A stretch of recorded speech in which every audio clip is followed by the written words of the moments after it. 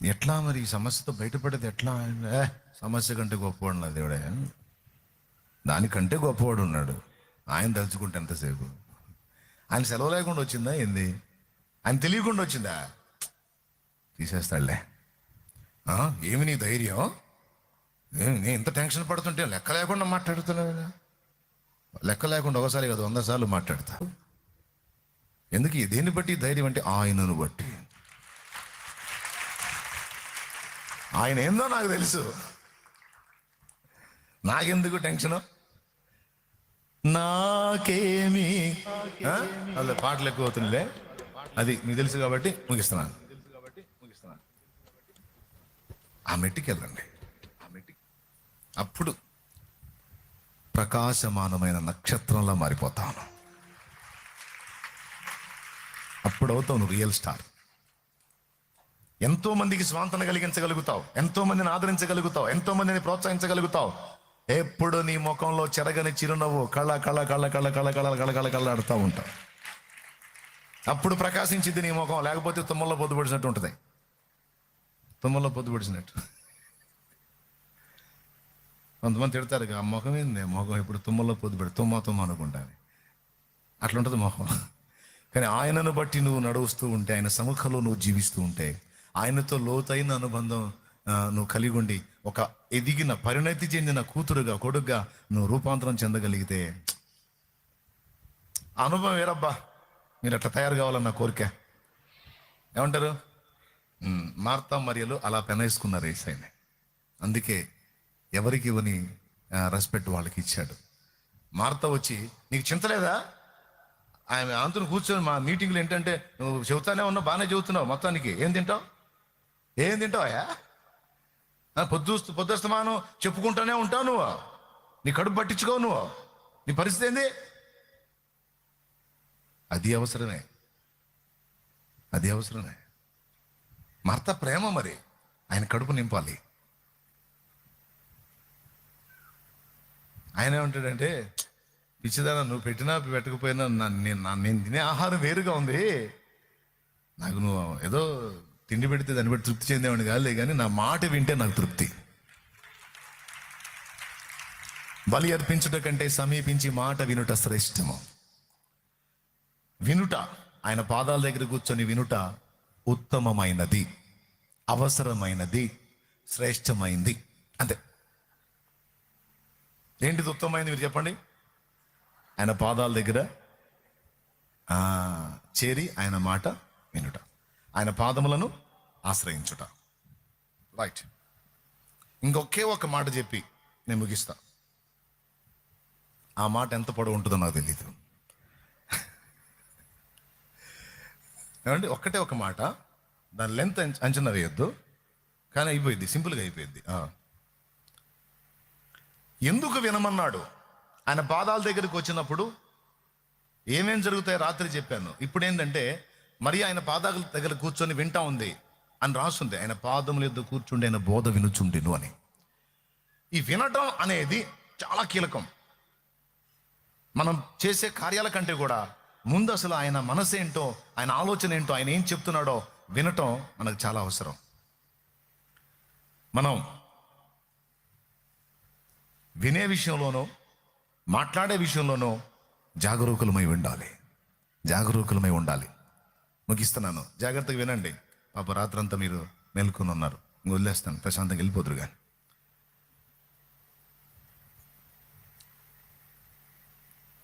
వినే విషయంలోనూ మాట్లాడే విషయంలోనూ జాగరూకులమై ఉండాలి అన్నా. అందులో యేసయ్య దగ్గర ఎక్కువగా వినండి అన్నాను. యేసయ్య దగ్గర ఎక్కువగా వినండి అన్నాను. మాట్లాడితే కదన్నా వినేది, అసలు ఆయన మాట వినపడితే కదన్నా వినేది. రైట్. యేసయ్య వినపడటమే కాదు, యేసయ్య కనబడతాడు. యేసయ్య మాట నీకు వినపడటమే కాదు, యేసయ్య మాట నీకు కనబడిద్ది కూడా బైబిల్లో. దేవునికి స్తోత్రం, హల్లెలూయా. ఎప్పుడన్నా,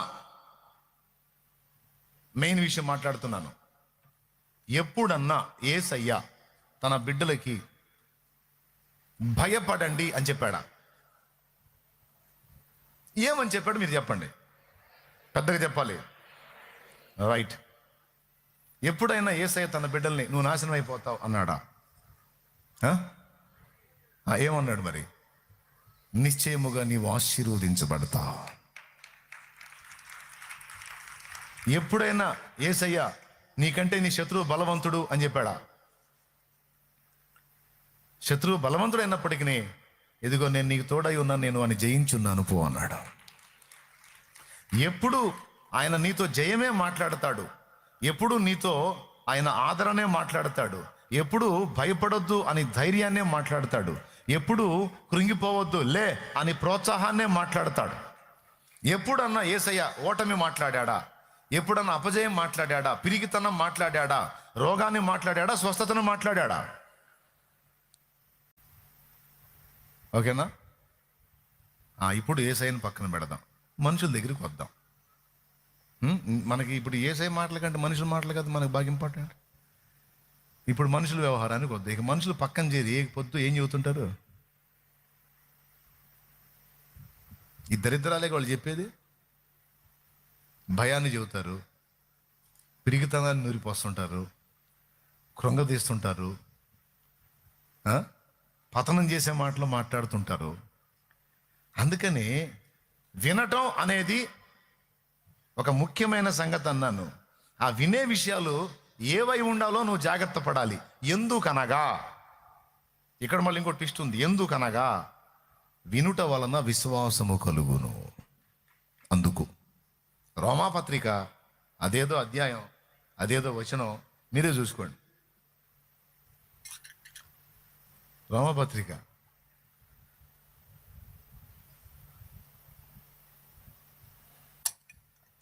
నీకు అంత సీన్ లేదులే కానీ చూడండి.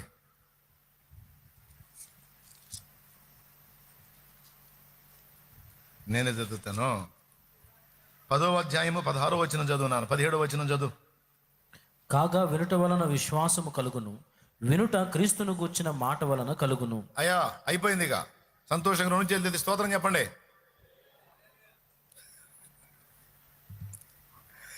వినుట వలన ఏం కలుగునన్నాను?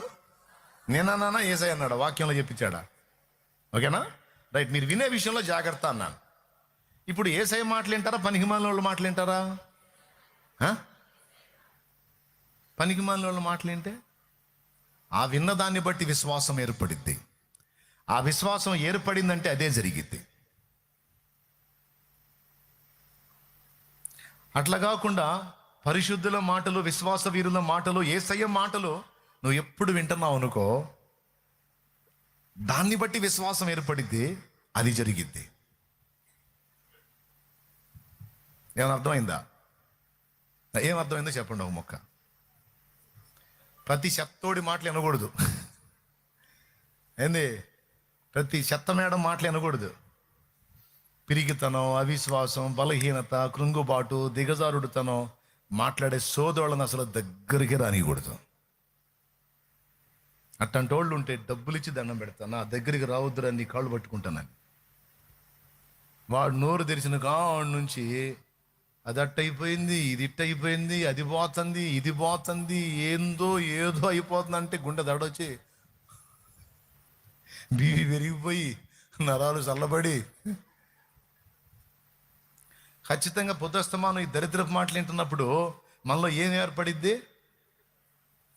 వాస్తవంగా టెస్ట్ చేయించుకున్నప్పుడు షుగర్ అని వచ్చిందనుకో, ఆ ఒక్కటే వస్తే ఇబ్బంది లేదు. అంతకుముందు ప్రసంగాలు వినుంటారుగా, ఈ పక్కన వాళ్ళు చేరి షుగర్ వస్తే కిడ్నీలు చెడిపోతాయంట, షుగర్ వస్తే రక్తం చిక్కబడిపోయి హార్ట్ అటాక్ వచ్చిందంట, షుగర్ వస్తే పుండు పడితే తగ్గదంట, షుగర్ వస్తే కళ్ళు కూడా కనపడవంట, షుగర్ అసలు ఏం లేదు. ఇక తుఫాన్ వచ్చి పోయినప్పుడు సామాన్లు ఏమేమి పోయినాయో ఏమేమి ఉన్నాయో చూసుకున్నట్టే ఉంటుందంట. షుగర్ వచ్చి సామాన్లన్నీ ఖరాబ్ అవుతాయి అంట. సామాన్లు అంటే ఏంటి? గుండె, కిడ్నీలు, లివరు, ఊపిరితిత్తులు. తుఫాన్ వచ్చి ఇంటి మీద కొట్టి అవన్నీ కొట్టుకుపోతే పోయిన సామాను పోగా ఉన్న సామానే మన అనుకున్నట్టు షుగర్ వచ్చానంటే అలా జరిగిద్దంట. ఏమన్నమ్మా పాడు జబ్బు, మా ఇద్దరు రాకూడదమ్మా. అసలు ఇట్లాంటి మాటలన్నీ విని ఒక విశ్వాసాన్ని ఏర్పరచుకుంటారు.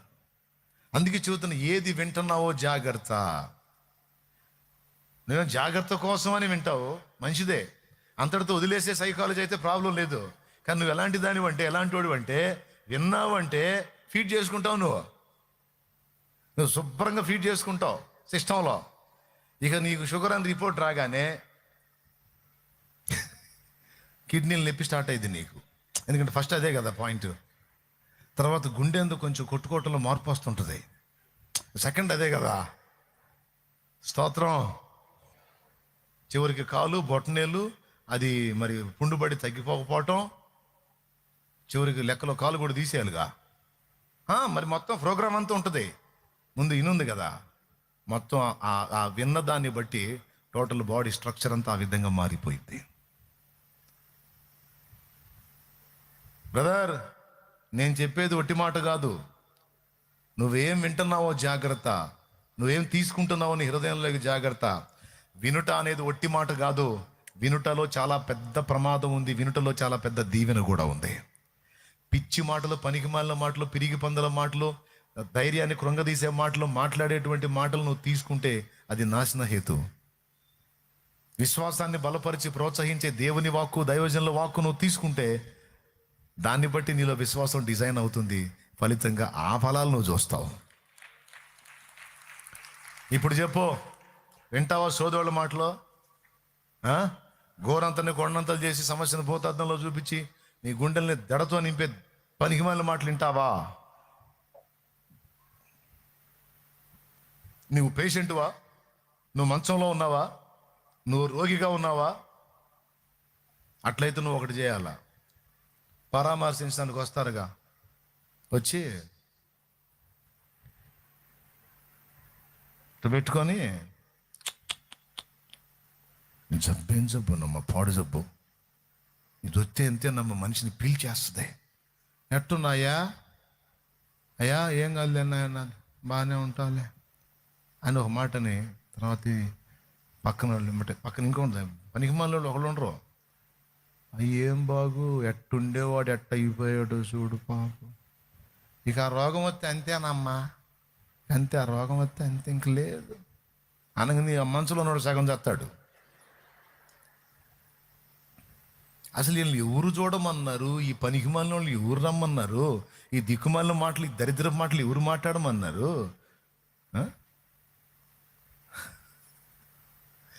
నీకు సూత్రం చెబుతా, అజ్జయ్. నువ్వు ఒకవేళ బెడ్ మీద ఉంటే పలకరించడానికి వస్తారుగా, వచ్చిన వాళ్ళందరికీ లేదు. మత్తయి సువార్త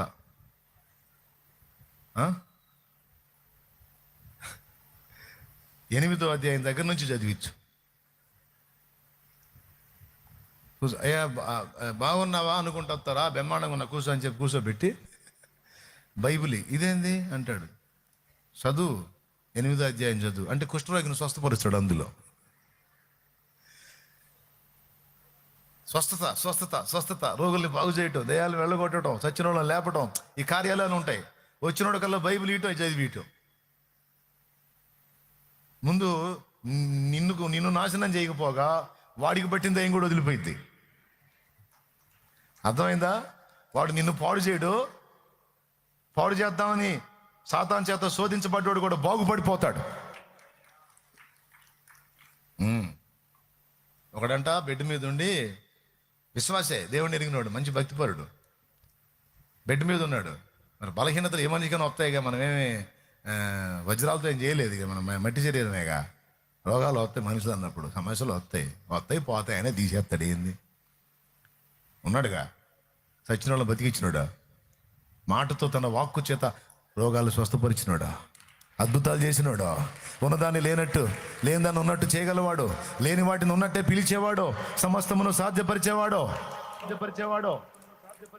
సమర్థుడైన వాడు ఉన్నాడు కదా. చక్క బెడ్ మీద ఉన్నాడు. వచ్చినోడు కల్లా బైబిల్ ఇస్తున్నాడు. బైబిల్ ఏం చదువుతున్నాడు తెలుసా? మత్తయి సువార్త 1వ అధ్యాయం చదువురా అంటున్నా. అందులో ఏముంటుంది? దావీదు కుమారుడు, అబ్రహాము కుమారుడు, దావీదు కుమారుడైన యేసుక్రీస్తు వంశావళి అని మొదలుపెట్టి, అబ్రహాం ఇస్సాకును కానీ, ఇస్సాకు యాకోబును కానీ, యాకోబు యోధానాథ అన్నదమ్ములను కానీ, యోధా తామారును పెరేసును కానీ అని వరసగా ఉంటుంది. అన్ని మనుషుల పేర్లు ఒక లిస్ట్ అయితే ఉంటుంది. అయిపోయిన తర్వాత మళ్ళీ లోకాసు వార్త ఇచ్చి మళ్ళీ లిస్ట్ చదవమంటాడు. మళ్ళీ మనుషుల పేర్లే. తర్వాత దినవృత్తాంతాలు ఇచ్చి మొదటి అధ్యాయంలో చదువు అంటాడు. మళ్ళీ అందులో అన్ని మనుషుల పేర్లే ఉంటాయి. దాదాపు వచ్చినోడిని కూర్చున్నోడకల్లా అది ఇవ్వటం, ఆ పేర్లని చదివించడం. వందలాది పేర్లు ఉంటాయి. చదివి వీడు చావాలా.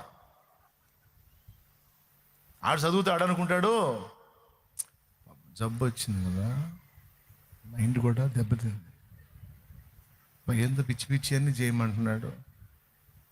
ఏందో పాపం ఆ జబ్బు అంతే మైండ్ పని చేయదు పాపం, పిచ్చోళ్ళు అయిపోతుంటారు. నాకేందో వచ్చి కూర్చుంటే ఏందని పలకరిగిపోతే ఏం మాట్లాడుకుంటా పుస్తకం ఇచ్చి చదువు అంటున్నాడు. పాపం ఎట్టుండేవాడు ఎట్ట అయిపోయాడు. ఆ చదవమన్నది ఏమన్నా వైనంగా చదవమన్నాడు, అన్ని మనుషుల పేర్లు చదివిస్తున్నాడు. అమ్మ బీళ్ళలో ఏమన్నా కాస్త మైండ్ కూడా ఇచ్చారమ్మా, నువ్వు చదువురా రే, నువ్వు చదువు బిళ్ళలు నేను నిన్నుతాలేగా, నువ్వు చదువురా. సరే చదువుతున్నా చదివించి వందలాది పేర్లు వస్తాయి అందులో. అంత అయిపోయిన తర్వాత ఇప్పుడు నేను ఎందుకు చదివించాను తెలుసా?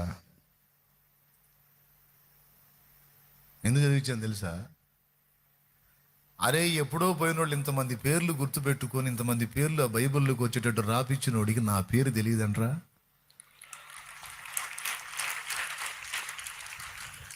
ఇంతమంది పేర్లు గుర్తుపెట్టుకొని రాయించాళ్ళ బతుకులన్నీ రాయించిన వాడికి నా బతుకు తెలియదా, నా పేరు తెలియదా? అసలు ఇన్ని పేర్లు నువ్వు చదువుతుంటే ఆ పేర్లన్నీ గుర్తుపెట్టుకొని దేవుడు రాయిస్తుంటే, ఆయనకి నా పేరు కూడా తెలుసు కదా అన్న ఊహ నాకు వస్తేనే మామూలుగా లేదురా అన్న. ఆయన నన్నును ఎరిగి ఉన్నాడు, నేను ఆయనను ఎరిగి ఉన్నాను. కాబట్టి నీ దిక్కుమాల పరామర్శ నాకు అక్కర్లేదు. కానీ నువ్వు ముందు బాగుపడరే, నువ్వు మారు మనసు పొంది రక్షణ పొందుకో. అయ్యా నువ్వు బాగుపడు, నాకు దేవుడు తోడై ఉన్నాడు, నన్ను మర్చిపోడు. ఎన్ని పేర్లు, వందలాది పేర్లు గుర్తుపెట్టుకున్నవాడికి నా పేరు తెలియదా? నేను తెలుసు ఆయనకి. ఎట్టుందో చూడు కోటింగ్. నేను చెప్తున్నాను, ఏ స్థితిలో ఉన్నా నీ దగ్గరకు వచ్చేవాళ్ళు ఈ పిరిగి పంద మాటలు మాట్లాడేవాళ్ళు, దిగజారుడు మాటలు మాట్లాడేవాళ్ళు, అవిశ్వాసాన్ని నూరిపోసేవాళ్ళు, దేవుడి కంటే దయ్యాలనే గణపరిచి మాట్లాడేవాళ్ళు, ప్రభువు కంటే పరిశుద్ధ సేవకుల కంటే మంత్రగాళ్ళని గణపరిచి మాట్లాడే తిక్కలోళ్ళు, ఇట్లాంటి సోది సరుకు నీ దగ్గరకు వస్తే పోయేస్తున్నాములో సైతాన్ అంతే. ఆమె దగ్గరికి పోతే సైతాన్ అంటుంది. ఎందుకు వచ్చిన గొడవ పని? నన్ను సైతాన్ మాటలు మాట్లాడుతున్నావు. నువ్వు వచ్చిన కాడు సైతానుడివి. నువ్వు వచ్చిన కాడి నుంచి నువ్వు ఏ విజయం పలికావురా, ఏ దీవెన పలికావు? అదేందో అట్టట్టు అయిపోతుంది, ఇదేందో ఇట్టట్టు అయిపోతుంది. నువ్వు వస్తేనే గుండె దాడ వస్తుందిరా బాబా. సంతకాడు తెచ్చేవాడిని నీ దెబ్బకు సగం పొద్దుగా తెచ్చేటట్టున్నా నేను. సైతాన్ గాడి నువ్వు, సైతాన్ గాడి దగ్గర నువ్వు సైతాన్ దగ్గర అనుచరులాగా ఉన్నారు. నీ నోరు తెరిస్తే దరిద్ర మాటలు వస్తుంది అని ఆ డైలాగులతో రాడాడు. వదిలిపోవాలా వాడు, నీకు బట్టియటం కాదు, వాడికి బట్టిన దయ్యం కూడా వదిలిపోవాలి నువ్వు గద్దిస్తే, అంతే. యేసునామా హల్లెలూయా. ఏమంటారు? ఎందుకంటే సైతానుగాడు మాటలతోనే మనలో విశ్వాసాన్ని పుట్టిస్తాడు. ఎందుకంటే నువ్వేది వింటున్నావు దాన్ని బట్టి విశ్వాసం ఏర్పడిద్ది. చూడండి అక్కడ క్లియర్గా, వినుట వల్ల విశ్వాసము కలుగును అన్నాడు. ఆ మాటను ఒక్కదాన్ని విడగొట్టి ధ్యానించండి. అంటే నీలో అంతకుముందు లేనివి నీలో ఏర్పడేటట్టు ఆ విశ్వాసాన్ని డిజైన్ చేస్తాడు వాడు. ఎందుకంటే విశ్వాసం అనగా నిరీక్షింపబడు వాటి యొక్క నిజస్వరూపము అదృశ్యమైనవి ఉన్నవనుటకు రుజువునై ఉన్నది. అంటే షుగర్ వచ్చింది, వచ్చిన వాళ్ళందరికీ కిడ్నీలు పోయినాయా? వచ్చిన వాళ్ళందరికీ గుండె జబ్బు వచ్చిందా? వచ్చిన వాళ్ళందరికీ పుండ్లు తగ్గలేదా? వచ్చిన వాళ్ళందరికీ కాళ్ళు తీసేశారా? 30 ఏళ్ళ నుంచి షుగర్ పేషెంట్లుగా ఉండి దున్నపోతులాగా పనిచేస్తున్న వాళ్ళు ఉన్నారు, అద్భుతంగా తిరుగుతున్న వాళ్ళు ఉన్నారు, ఇనప మొక్కల్లాగా. వాళ్ళు గుద్దితే 2 రోజులు లేవం మనం. ఏమా క్యాన్సరా? భయమ్మో, ఇంకా అదొస్తే ఇంకా క్యాన్సలేగా. క్యాన్సలా? మరి చాలామంది బతికే ఉన్నారుగా, చాలామంది ఆరోగ్యవంతులై ఉన్నారుగా, చాలామంది రిపోర్ట్స్ మారినాయిగా. అంటే నువ్వు విన్న మాటలను బట్టి నువ్వు ఏది రూపించుకుంటున్నావో నీ లోపల, నీ బాడీ ఆ షేప్లోకి వస్తుంది. నేను చెప్పినట్టు నీ విశ్వాసాన్ని నువ్వు రూపాంతరపరచుకో, దేవుని బట్టి ధైర్యం తెచ్చుకో. దేవుని వాక్యం చదువు, దేవుని వాక్యం చదివించుకో. నీకు ఓపిక లేకపోతే అది కూడా ఏం చదివించుకుంటావు? ప్రభు స్వస్థపరిచిన కార్యాలను చదివిస్తూ, ఆయన చేసిన అద్భుతాలు, పాత క్రొత్త నిబంధనలో ప్రభు చేసిన సూర కార్యాలు, అద్భుతాలు, సూచక్రియలు, మహత్ కార్యాలు విను విను విను విను విను. విశ్వాసం ఏర్పడింది. ఆ విశ్వాసం నీ శరీరములో, ప్రాణములో, ఆత్మలో కార్యం చేసింది. కొడితే గట్టిగా, కొడితే గట్టిగా.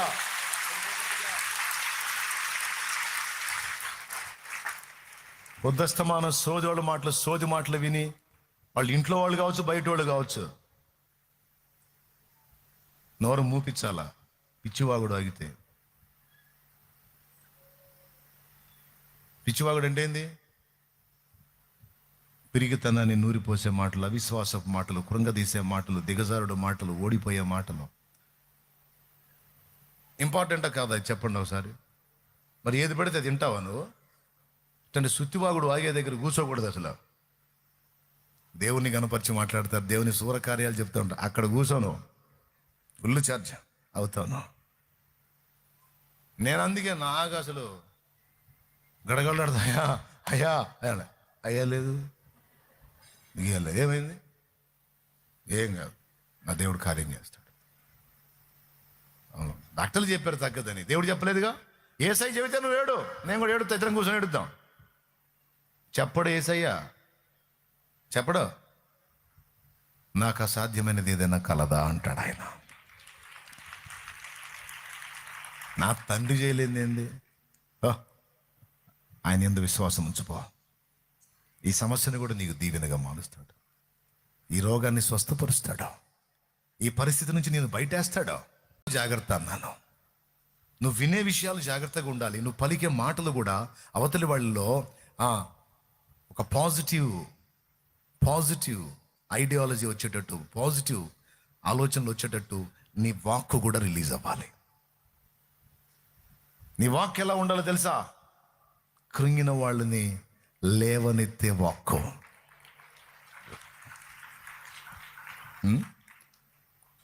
ఎక్కడన్నా ఏసై కృంగదీసే మాటలు మాట్లాడాను ఒకసారి చూపించు నాకు.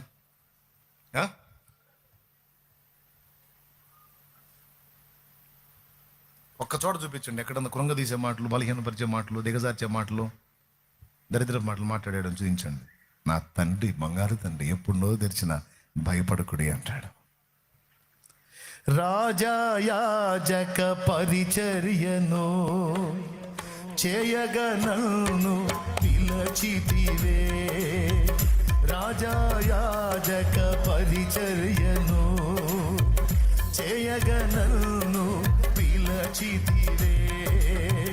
కృంగిన వేళలో ఆదరి చేరి ధైర్యమునే నిలిపినావా. కృంగిన వేళలో నాదరి చేరి ధైర్యమునే నిలిపినావా. కాపరివై నడిపినావా, కాపరివై నడిపినావా. అలసిపోని కుమా, అలుపురా నీ కుమా. అలసిపోని కుమా, అలుపురా నీ కుమా. దేవునికి మహిమ. బలహీనుడు నీ ముందుకు వచ్చిన, నువ్వు బలహీనుడు, నువ్వు చేతగానుడు, నువ్వు దరిద్రుడు, నువ్వేం సాధించలేవో అనొద్దు నాన్న. తప్పులుంటే దిద్దు, లోపాలుంటే సరిచేయి, చేయాల్సిన అవసరమైన విషయాలు ఏమైనా ఉంటే చెప్పి చేయించు. కానీ డైలాగ్ మాత్రం నువ్వు వేస్ట్ ఫెల్లవి, పనికి మనలోడివి, నువ్వు సోదోడివి, నువ్వు పనికి రావు అనే డైలాగు ఎవరిని అనకూడదు. నువ్వు స్త్రీవైనా పురుషుడివైనా ఎవరిని. ఏసయ్య ఆయన దగ్గరికి వడ్రంగా పని చేస్తారు కదా, చెక్క పని, మొద్దు చేస్తారు. మొద్దు ఆడ వేసుకొని ఆ మొద్దులో చూస్తాడు. ఒక మేజా బల్లనో, ఒక కుర్చీనో, లేకపోతే గృహ ఉపకరణాల వాడుక వస్తువులను ఆ మొద్దులో చూస్తాడు ఆయన. చూసి ఆ మొద్దును చేతబట్టి, ఆ మొద్దును సిద్ధపరిచి అందమైన అణువైన వస్తువుల్ని అద్భుతంగా చేస్తాడు. చూసేవాడికి మొద్దు కనపడితే, కానీ వడ్రంగం పనివాడికి అందులో మేజాబల్ల కనపడుద్ది, కుర్జీ కనపడుద్ది, గృహంలో వాడుకునే అందమైన ఫ్లవర్ వాజులు చెక్కవి కనపడతాయి, ఇలా రకరకాల వస్తువులు కనపడతాయి. సామాన్యుడికి ఒక బండ శిలను చూస్తే ఒక శిల కనపడుద్ది, కఠినమైన బండ కనపడుద్ది. కానీ ఒక శిల్పకారుడు చూస్తే దాన్ని అద్భుతమైనటువంటి శిల్పం కనపడిద్ది. మనుషుల్ని మనం చూసినప్పుడు నేనైతే అంతే చూస్తాను, నాకు వేస్ట్ ఫెలోస్ ఎవ్వరు కనపడరు. కోర్స్ కొన్నిసార్లు కఠినమైన శిలలాగా ఉండొచ్చు, కానీ చెక్కితే సుందరమైన శిల్పాలుగా మారిపోతారు. పనికిరాని మొద్దు వలె కనపడవచ్చు, ఆ మొద్దును కూడా లైన్లో తీసుకొచ్చి చిత్రీకబట్టి ముక్కలు చేసి సిద్ధపరిస్తే ఆ మొద్దు పనికి మాలిన మొద్దే 10 మందికి ప్రయోజనకరమైన వస్తువుగా మారిపోయింది.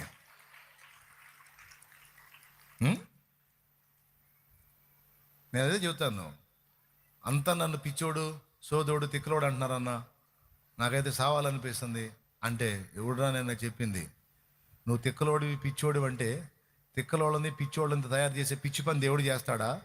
నీ నన్నోడు పిచ్చోడు, నీ నన్నోడు సోదోడు, నీ నన్నోడు తిక్కలోడు, వాడికి అర్థమై సావాలా నువ్వు. కానీ నీలో దేవుడు సిద్ధపరిచిన తలాంత ఒకటి ఉంటుంది నాన్న, అది వెలుగులోకి వచ్చినప్పుడు, దాన్ని లైన్లోకి తెచ్చినప్పుడు నీ విలువ జగమంతుడికి తెలిసింది. భయపడవాకపో. ఈరోజు లైట్ వెలుగుతుంది, బల్బు. ఎన్నిసార్లు చెప్పినా సరే సూపర్గా సెట్ అయ్యే ఎగ్జాంపుల్ అదే. థామస్ ఆల్వా ఎడిసన్ తల్లి, అమ్మంటే ఆమె చెవుడు పాపం. ఆయనకి చదువు చెప్పడానికి వల్ల కాల టీచర్స్కి చిరాకు పుట్టి దండం పెట్టి చీటీ రాసి పంపించారు. మీ ఓడికి చదువు చెప్పడం అంటే మా వల్ల కాదు, ఈ స్కూల్లో చాలామంది ఉన్నారు కానీ వీడంత సోదోడు ఇంకొకడు లేడు, వీడికి వినపడదో చెప్పినా అర్థమై సావదు, ఈ పిచ్చోడికి చదువు చెప్పటం మా వల్ల కాదు, నువ్వే చెప్పుకొని రాసిచ్చారు. ఆ చీటీ తెచ్చి తల్లికి ఇచ్చాడమ్మా, మేడం ఇది ఇచ్చింది చూడు అని. చదివింది, ఏడుపు వచ్చింది. తన బిడ్డ అవిటితనానికి, బలహీనతకి ఏడుపు వచ్చింది. దుఃఖపడుతున్న తల్లిని అడిగాడు, అమ్మా ఇంక ఏంటమ్మా ఏడుస్తున్నావు, ఏం రాశారమ్మా, ఏమైందమ్మా అని. అప్పుడేముందో తెలుసా, నీ కర్మరా, ఇది నీ కర్మ కాదు నా కర్మ, దరిద్రపోడా, ఆ చెవిటి రోగం నీకెందుకు వచ్చి చచ్చిందిరా, ఇదంతా మన కర్మరా, ఇదంతా మన దరిద్రం రా అని పనికి మళ్ళీ మాటలు మాట్లాడాల, దరిద్ర మాటలు, ఏడుపు కొట్టి మాటలు మాట్లాడాల. దగ్గరికి తీసుకొని ముద్దాడే, నానా నువ్వు పెద్ద మేధావంట, నువ్వు చాలా జ్ఞానవంతుడు అంట. చూడు, తన వాక్కును ప్రయోగించి ఆ కఠిన శిలను ఒక శిల్పంగా మార్చడానికి మొదటి దెబ్బ కొట్టింది అమ్మ. ఆ తిక్కలోడిని, ఆ పిచ్చోడిని, ఆ చెవిటోడిని, ఆ అరబంధరాన్ని, ఆ మాలోకాన్ని మేధావి అన్నది అమ్మ. నేను చెప్తున్నాను, థామస్ ఏమన్నా తెలుసా, లోక మొత్తానికి అప్పటి నా స్కూల్కి నేను జీరోరా, కానీ ఆ స్థితిలో కూడా మా అమ్మకి నేను హీరో, మా అమ్మకి నేను హీరోలా కనపడ్డాను. నేను చెబుతున్నా, లోక మొత్తానికి నువ్వు పిచ్చిదానివి కావచ్చు, కానీ నీ తల్లికి నువ్వు గొప్పదానివే. నా తమ్ముడా, నీ తల్లికి నువ్వు హీరో నానా. అలా చూసుకుంటుంది అమ్మ. థామస్ ఆల్వా ఎడిసన్ తల్లి అలా చూసింది, ఆ మాట మాట్లాడింది, ఆ వాక్కు ప్రయోగించింది. ఎందుకంటే ఆమె పనికి మాలింది కాదు, క్రీస్తు యేసునందు విశ్వాసం ఉంచిన వనిత ఆమె, విశ్వాస యోధురాలు ఆమె తన బిడ్డ నైపుణ్యాన్ని బట్టి మాట్లాడాల, తన దేవుని బట్టి మాట్లాడింది. నువ్వు మొద్దువే కావచ్చు, ఈ మొద్దులో నుంచి కూడా ఒక అందమైనటువంటి ఆకారాన్ని తీసుకురాగలిగిన దమ్ము నాకు లేదు, నా దేవుడికి ఉంది. నిన్ను చేస్తాడు నాన్న. అది ఆయన తల్లి దాదాపు ఆయనలానే ఉంది ఆమె కూడా, కాదు ఆయన అవలాగున్నాడు. చివరికి ఏమైందో మీకు తెలుసు. వీడికి చదువు చెప్పటం మా వల్ల కాదని ఇంటికి పంపించబడింది ఆ థామస్ ఆల్వా ఎడిసన్ అనే వాడి ద్వారానే బల్బు కనుగొనబడింది. అదొక్కటే కాదు, చాలా కనుక్కున్నాడు ఆయన. అందులో బాగా గుర్తింపబడింది, ప్రపంచ ప్రఖ్యాతి గంచింది బల్బ్. చూడండి, ఇప్పుడు ఏమర్థమైంది చెప్పండి. మనం మాట్లాడితే ఎలా ఉండాలి తెలుసా, కృంగిన వారు లేవనెత్తబడేటట్టు ఉండాలి. సాధించలేను, నా వల్ల కాదన్నవాడిని కూడా ధైర్యపరిచి, నానా నువ్వు సాధించగలవు నానా, నువ్వు చేయగలవు నానా. అన్నా నేను బలహీనుడు అన్న, నా వల్ల పిచ్చోడా, బలవంతుడు అవుతావు నువ్వు, దేవుడు నీకు తోడై ఉన్నాడు, నిలబెడతాడు నాన్న నీకు. లేదన్నా నాకు జీవితం అన్నదన్నమాట. నా తండ్రి నీకు లైఫ్ ఇస్తాడు, అద్భుతమైన జీవితం ఇస్తాడు. నీ మాట ఎలా ఉండాలి తెలుసా? నీ బిడ్డల విషయంలోనైనా, నీ తోటి వారి విషయంలో, నీ దగ్గరికి ఎవరు వచ్చినా, వాళ్ళు చిన్నోళ్ళైనా పెద్దోళ్ళైనా, నా సోదరి నా సోదరుడా, మన వాక్య ఎలా ఉండాలో తెలుసా? అసమర్థులను సమర్థులుగా చేసే వాక్కు ఉండాలి. బలహీనుల్ని బలవంతుల్ని చేసే వాక్కు ఉండాలి. కృంగిన వారిని లేవనెత్తే వాక్కు ఉండాలి. పిరికి వారికి, భయస్థులకు ధైర్యాన్ని రేకెత్తించే వాక్కు మన నోట ఉండాలి. అందుకే మీరు ఏం వింటున్నారో, ఏం పలుకుతున్నారో జాగ్రత్తగా చూసుకోమని వెతుకుతున్నాను. ఇదిగో పరలోకమందు మీ తండ్రి ఉన్నాడు, ఆయన ఇలా చూస్తాడు, ఇలా చేస్తాడు అని ఆయన మాటలో తండ్రి, ఆయన పాటలో తండ్రి, ఆయన నడకలో తండ్రి, ఆయన పడకలో తండ్రి, ఎప్పుడూ తండ్రితోనే ఉన్నాడు. నేను తండ్రి యందును, తండ్రి నా యందును ఉన్నామని ఎరుగవా ఫిలిప్పు అన్నాడు. తండ్రిని మాకు చూపించంటే నన్ను చూచిన వాడు తండ్రిని చూచున్నాడు. దీన్ని బట్టి నీకేమర్థమైంది? యేసయ్య కానీ, ఏలియా కానీ, ఎలీషా కానీ, ప్రభుతో పాటు భక్తులందరూ ఎప్పుడో ఒకసారి ప్రార్థన చేయటం కాదు, నిరంతరం వాళ్ళు దేవునితో మాట్లాడుతూనే ఉన్నారు, దేవుని మాటలు వింటానే ఉన్నారు. ఎంతమందికి అర్థమైంది అలా? ఇలా బ్రతుకంతయు ప్రార్థన, ప్రభు యేసునకు సిలువే తన తుది ప్రార్థన. ఇలా బ్రతుకంతయు ప్రార్థన,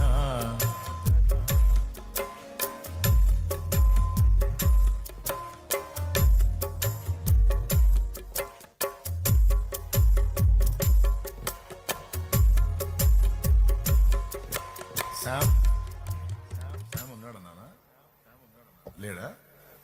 ఓకే ఓకే, పుస్తకం ఇవ్వచ్చు కదా ఎవరమ్మా పాట. సరే పర్లేదులే, అయిపోయింది, టైం అయిపోయింది, ఇంక ముగిస్తున్నాను, అయిపోయింది. కరుణాపీఠము చేరరే అనే పాటలో ఇలా బ్రతుకంతయు ప్రార్థన, ప్రభు యేసునకు సిలువే తన తుది ప్రార్థన అన్నాడు. బ్రతుకంత ప్రార్థన ఎప్పుడు చేశాడండి? బ్రతుకంతా తండ్రితో మాట్లాడుతూనే ఉన్నాడు కదా. 12 ఏళ్ల ప్రాయంలో కూడా దేవాలయంలో యాజకులతో వాళ్ళతో మాట్లాడుతూ ఉన్నప్పుడు మరియమ్మ యోసేపులు వెళ్ళి, కుమారుడా నువ్వేం చేసివి, ఎంత టెన్షన్ పెట్టితివి మమ్మల్ని, ఏమి నాయనా నువ్వు అని అడిగితే, నేను నా తండ్రి పనుల్లో ఉండాలని మీరు ఎరగరా? నేను నా తండ్రి కార్యాలు చేయాలని మీకు తెలియదా? నేను అనవసరంగా ఎక్కడా లేను, తండ్రి పనిలోనే ఉన్నాను. ఇలా బ్రతుకంతయు ప్రార్థన, ప్రభు యేసునకు సిలువే తన తుది ప్రార్థన. పాడేదా? ఇబ్బంది లేదుగా? ఇలా బ్రతుకంతయు ప్రార్థన, ప్రభు యేసునకు సిలువే తన తుది ప్రార్థన. చెలుగా విజ్ఞాపనలు చేయుచును మనపై, చెలుగా విజ్ఞాపనలు చేయుచును మనపై, కలకాలమును దీవెనలు వర్షించెడి చోటు. కరుణాపీఠము చేరరే, దేవుని కృప చరణాస్థలిని చేరరే. ఏమండి, భూమి మీదకి వచ్చినప్పుడు మొదలు పెట్టాడు, ఇప్పటికీ ప్రార్థన చేస్తానే ఉన్నాడు తండ్రి సముఖంలో. యోహాను రాసిన మొదటి పత్రిక 1వ అధ్యాయం 2వ అధ్యాయం చూడండి ఒకసారి. మీరు పాపము చేయకుండుటకై ఈ మాట మీకు సెలవిచ్చుచున్నాను చెప్పుచున్నాను. ఎవడైనను పాపము చేసిన ఎడల, ఆ వచనం చూసారా మీరు? 2వ అధ్యాయం 1వ వచనం. అదిగో 2వ అధ్యాయం 1వ వచనం చూడండి. నన్ను ఒక్కసారి అండర్లైన్ చేయండి అన్న. నా చిన్నపిల్లలారా, నా చిన్న పిల్లలారా, మీరు పాపము చేయకుండుటకై ఈ సంగతులను మీకు వ్రాయుచున్నాను. ఎవడైనను పాపము చేసిన ఎడల నీతిమంతుడైన యేసుక్రీస్తు అను ఉత్తరవాది తండ్రి యొద్ద మనకున్నాడు. ఆయనే మన పాపములకు శాంతికరమై ఉన్నాడు. అంటే మన పాపముల విషయమై ఆయనే మన పక్షంగా విజ్ఞాపన చేస్తూ, పోనీలే తండ్రి, ఇదిగో నా రక్తమును బట్టి బిడ్డల్ని క్షమించని ఎప్పటికీ మన పక్షాన విజ్ఞాపన చేస్తున్నాడు. రోమాపత్రిక 8వ అధ్యాయము 34వ వచనం, ఆయన మన పక్షమున విజ్ఞాపన చేస్తున్నాడు. రైట్? ఇప్పుడు చెప్పండి, యేసు ప్రభు భూమి మీద ఉన్నప్పుడు తండ్రితో గడిపాడు ప్రార్థనలో. అక్కడికి పోయి కూడా ఇప్పుడు అదే పని. అంటే తండ్రితో మాట్లాడుతున్నాడు, ఎప్పటికప్పుడు మన పక్షంగా రిక్వెస్ట్ చేస్తున్నాడు. నిజంగా చెప్పండి, ఎంతమందికి అర్థమైంది? ఇప్పుడు ఏ మెట్టుకు వెళ్ళాలి మనం? ఆ మెట్టుకు మనం ఎక్కినప్పుడు వినాలి. ఇక దేవుడితో మన వ్యవహారం ఎంతో చనువుగా మారిపోద్ది. ఇక నడుస్తాను, మాట్లాడుతూనే ఉంటావు, కూర్చొని మాట్లాడుతూనే ఉంటావు, చుట్టూ జనం ఉన్న ఆయనతో మాట్లాడుతూనే ఉంటావు, పడక మీద ఆయనతోనే మాట్లాడుతూ ఉంటావు, ప్రత్యేకంగా ఆయన దగ్గర కూర్చొని మాట్లాడుకుంటూ ఉంటాం.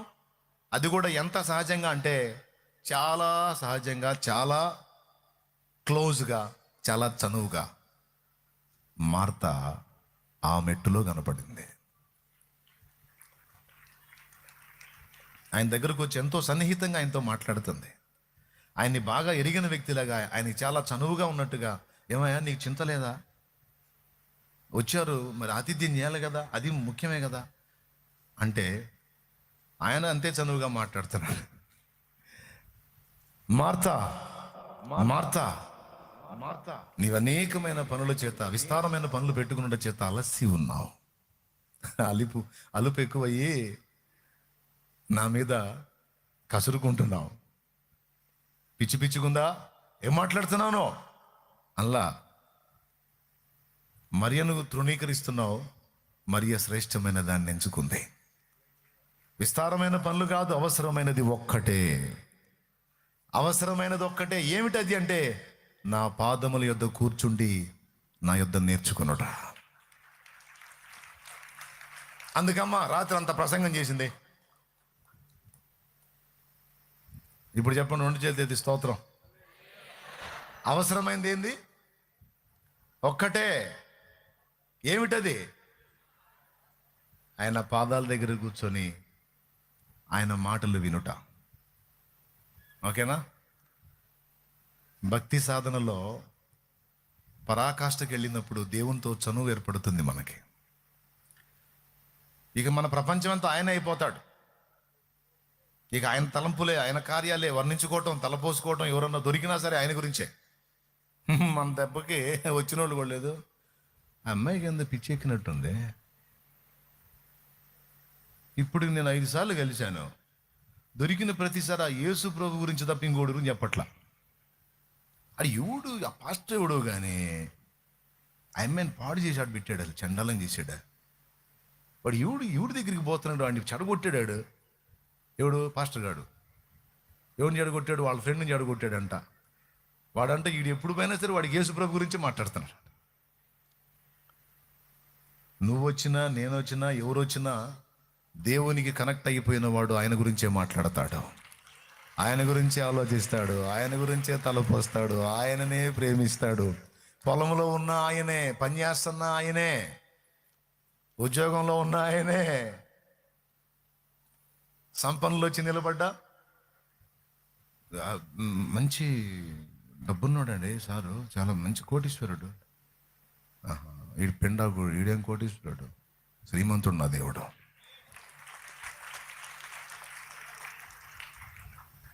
అమ్మో చాలా పెద్ద పెద్ద బిల్డింగ్లు ఉన్నాయి సార్ ఈయనకి. అమెరికాలో బిల్డింగ్లు ఉన్నాయి సార్, అమెరికాలో హోటళ్ళు ఉన్నాయి సార్, అమెరికాలో రెస్టారెంట్లు.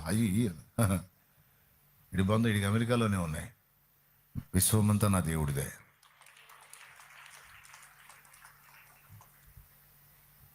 చాలా అందగాడు సార్, చాలా గ్లామర్ అండి. ఇవి చాలా అందగతే. అబ్బో మామూలు సౌందర్యం కాదు. నీ బొందరా, నీ బొంద. ఈ అందమంతా కొంతవరకే, కానీ సర్వాంగ సుందరుడు నా దేవుడు. ఆయన సౌందర్యం ఉందో ఎవడు మనకి వస్తాడు? ఈ అన్ని వాడిపోయే పూలు. వసివాడని వాడు నా దేవుడు. దేవా నీతో నా జీవితం, వసివాడదు మన అనుబంధము. దేవా నీతో నా జీవితం, వసివాడదు మన అనుబంధము. వ్యర్థము కాలేదే నా ప్రయాస, ఫలములనే ఇచ్చినావా. వ్యర్థము కాలేదే నా ప్రయాస, ఫలములనే ఇచ్చినావా. ఫలితమునే చూపినావా, ఫలితమునే చూపినావా. అలసిపోనీకుమా,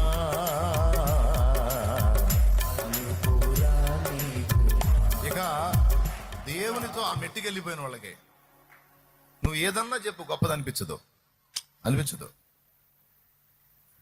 సమస్య కూడా గొప్పది అనిపించదు. ఆహా, పాప ఇంత కష్టపడి బల్బు కనుక్కున్నాడు కదా ఈయన. ముగిస్తున్నాళ్ళే. ఇంత కష్టపడి బల్బు కనుక్కున్నాడు కదా, 1000 సార్లు ట్రై చేసి, 1000 సార్లు ప్రయోగం చేసి, 1000 సార్లు విఫలమయ్యి చివరికి ఫైనల్గా 1000సారి సక్సెస్ అయింది అనుకోండి. నిజంగా అన్నిసార్లు ఒకరిని పిలిచి ఈ బల్బు పైన పెట్టిరా అన్నాడంట. రెడీ అయిన బల్బుని వాడు తీసుకొని వెళ్తా మెట్ల మీదకి వెళ్ళి జార విడిచాడు. అది పడి పగిలిపోయింది. మళ్ళీ దాన్ని రెడీ చేయాలంటే 24 గంటల టైం పట్టింది. ఒక్క మాట కూడా వాడు అనలేదంట. పగిలిపోయినందుకు వాడు తల ఉంచుకొని గడగడలాడుతూ నిలబడితే, ఏంటి ఏం తల దించేయింది, ఇంకొకటి రెడీ చేద్దాంలే, భయపడవాకు. అసలు ముందు ఫార్ములా అర్థమైంది కదా, అట్లాంటివి ఏమైనా చేయొచ్చు, భయపడవాకు, ప్రశాంతంగా ఉండని తన తోటి వారికి పురమాయించి 24 గంటలు మళ్ళీ బల్బు రెడీ చేయించాడట. 24 గంటలు పని చేయించి మళ్ళీ బల్బు రెడీ చేసి మళ్ళీ వాడినే పిలిచి పోయి పెట్టురా అన్నాడంట. ముందు ఇచ్చిందే పగలగొట్టి చేతర చేశాడు. కష్టపడి 24 గంటలు రెడీ చేసిన వాళ్ళు ఇప్పుడు తిట్టుకోవడం మొదలుపెట్టారు. ఇదేం దీనికేం పిచ్చెక్కిందా? ముందు పగలగొట్టాడు వాడు, మళ్ళీ వాడి చేతికి ఇస్తున్నాడు ఏంది? అతడు అన్నాడు, సార్ నాకొద్దు, ఎవరికన్నా ఇవ్వండి, నేను పగలగొడతాను. ఎవడు చెప్పాడు పగలగొడతాను? అప్పుడు ఏదో నీకు అర్థం కాక అలా వెళ్ళావు. ఏం కాదు పో, నువ్వు సెట్ చేస్తావు పో, నువ్వే తీసుకెళ్ళాలి, ఇంకెవడికి ఇవ్వను, నువ్వే తీసుకెళ్ళాలి ఇది అన్నాడు. అప్పుడు అది తీసుకొని విజయవంతంగా తీసుకెళ్ళి అక్కడ పెట్టొచ్చాడు. అప్పుడు పక్కన వాళ్ళు అన్నారు, సార్ 24 గంటల కష్టం, అది ఎంత రిస్క్ చేసాం అందరం, ఒకసారి పగలగొట్టినట్టుకి మళ్ళీ మీరు ఇచ్చారు అంటే ఆయన అన్నాడు, బల్బు పగిలితే 100, 1000, 1,00,000 కూడా చేసుకోవచ్చు, కానీ వాని మనసు కృంగింది. వాడు ఆత్మన్యూనత భావంలోకి వెళ్ళాడు, తాను అసమర్థుడు అనుకుంటున్నాడు. అది వాడి హృదయంలో స్థిరపడిందంటే వాడి నిండు జీవితం బలైపోయింది. కాబట్టి నేను అసమర్థుణ్ణి అన్నోడి చేతనే సమర్థవంతమైన పనులు చేయించి వాడిని నిలబెట్టాలి. బల్బు పగిలితే 100 చేసుకోవచ్చు, కానీ వాడి మనసు పగిలిందంటే వాడి లైఫ్ మొత్తం పోయిద్ది.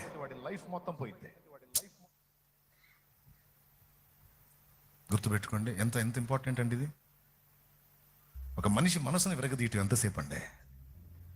ఒక మనిషిని కృంగదీసే మాటలు మాట్లాడటం ఎంతసేపు? ఒక మనిషిని దిగజార్చే మాటలు మాట్లాడటం ఎంతసేపు?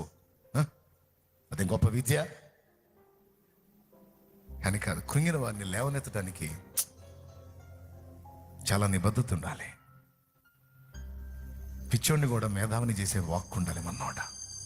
అందుకే నువ్వు వినే మాట, నువ్వు పలికే మాట 2 ప్రభువుని బట్టి ఉండాలి. చెప్పండి, ఎవరిని బట్టి? రైట్. మరి ఆ దేవుని పాదాల దగ్గర కూర్చొని విన్నది. New Birla Opus paint protects your furniture against scratches. Who believes that? I believe. I do.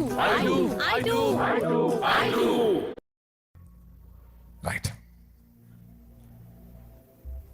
మరి ఆ దేవుని పాదాల దగ్గర కూర్చొని విన్నది. మరి జీవితం చరితార్థమైంది. ఎప్పుడు ఆయన మాటలు వినటానికి ఆశ కలిగి ఉన్నవాళ్ళు ఆయన వాక్కు చేత ఆదరింపబడి ధైర్యంగా ఉంటారు, ఇతరులను ధైర్యపరుస్తారు. ఈ సైతాను సంబంధులు సోది మాటలు వినటానికి అలవాటు పడ్డోళ్ళు వాళ్ళు ఇబ్బంది పడతారు, ఇతరులను కూడా ఇబ్బంది పెడతారు. మీరేం వినుచున్నారో జాగ్రత్త. మీరు వినేదే మీలో విశ్వాసంగా రూపుదిద్దుకొని ప్లస్ అయినా మైనస్ అయినా అదే కారణమవుతుంది. అందుకే పనికి మళ్ళీ మాటలు వినొద్దు. అందుకే ప్రభు చెప్పాడు, వ్యర్థమైన వాటిని వినొద్దు, వ్యర్థమైన వాటిని చూడొద్దు. నీ మీద ప్రభావం చూపుతాయి, అవి నిన్ను ప్రభావితం చేస్తాయి, జాగ్రత్త అని చెప్తున్నాడు. కాబట్టి మనం ఎక్కడ విందాం? యేసయ్య పాదాల దగ్గర. ఏం విందాం? ఆయన వాక్కులు. ఇంకా ఎవరి విందాం? పరిశుద్ధుల మాటలు, ఇంకా ప్రోత్సాహకరమైన మాటలు, లేవనెత్తే మాటలు, మోడులను చిగురింపజేసే మాటలు మనం కలిగి ఉందాం, అయ్యే విందాం. ఆపోజిట్లో ఎవడన్నా నోరు తెరిస్తే నోరు మూపిద్దాం. కృప మనకు తోడై ఉండును కాక. ప్రస్తుతానికి పైకి లెగుద్దాం.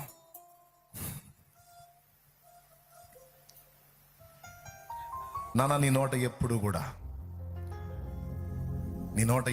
కూడా శుభకరమైన వాక్కు, దేవుని బట్టి జయముతో కూడిన వాక్కు,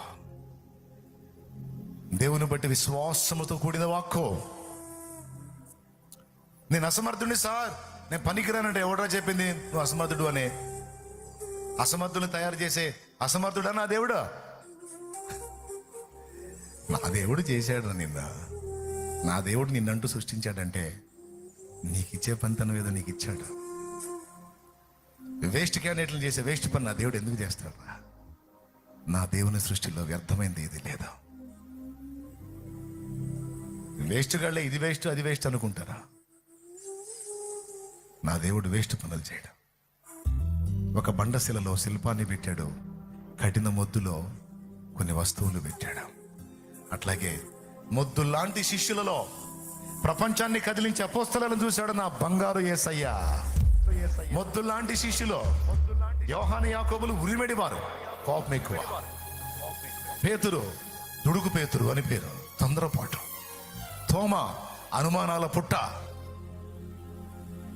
ఆంద్రేయ గాని గూని అంటుంటాడు. ఎవరూ పరిపూర్ణులు కాదు. ఆయన ఎదుటింది అన్ని మొద్దులే. కానీ ఆ మొద్దుల్ని చూసావా? ఎప్పుడు అన్ఫిట్ పోండి, మీరు పనికిరారల్లా. ఆరంభం నుంచి ముగింపు దాకా సిలువలో ప్రాణం పెట్టి తిరిగి లేచి ఒలీవల కొండ మీద ఆరోహణం అయిన దాకా చెక్కుతానే ఉన్నాడు. చెక్కి చెక్కి చెక్కి ఫైనల్లో ఆరోహణమై వెళ్తే చెక్కబడినటువంటి ఆ వ్యక్తులు ఆనాడు మొదలుపెట్టిన ఆ సేవ ఈనాటికి మండుతా దావాలను వ్యాపిస్తానే ఉంది. లోకం వాళ్ళని విద్య లేని పామర్లుగా చూసింది, లోకం వాళ్ళని జస్ట్ జాలర్లుగా చూసింది. కానీ యేసయ్య ప్రపంచాన్ని కదిలించే దైవ జనుల్ని వాళ్ళలో చూశాడో. మన దృష్టి అలాంటి నిష్కల్మషమైన దృష్టి అయి ఉండాలి. శూన్యంలో కూడా సృష్టిని చూసే దృష్టి ఉండాలి. ఓటమిలో కూడా గెలుపునే, కీడులో కూడా మేలునే వెతికే కళ్ళు మనకు ఉండాలి. ఏమైనా ఇబ్బంది పెట్టానా? ప్రాముఖ్యమే కదా. ప్రార్థన చేద్దాం. తల్లోంచి కళ్ళు మేయండి. హేమంత్ ప్రార్థన చేస్తాడు.